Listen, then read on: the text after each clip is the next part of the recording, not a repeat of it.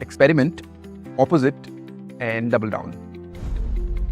That in business, any idea that you get actually, it's an hypothesis till the time you get the result.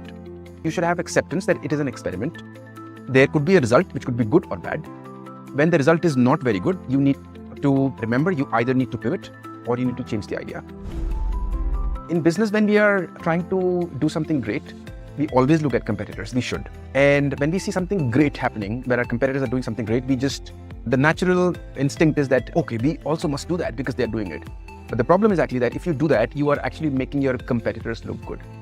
Your customers basically will see you always behind than them because you're always in the catching up mode.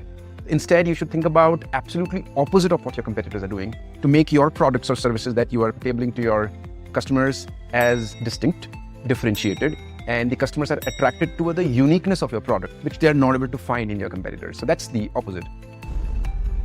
As a human, naturally we are wired that we are looking for new things, looking for change. And in this process or in this mindset, most of the time we overlook or ignore the things that are working well for us because they are working well, and then we just look out for basically new stuff, new excitement.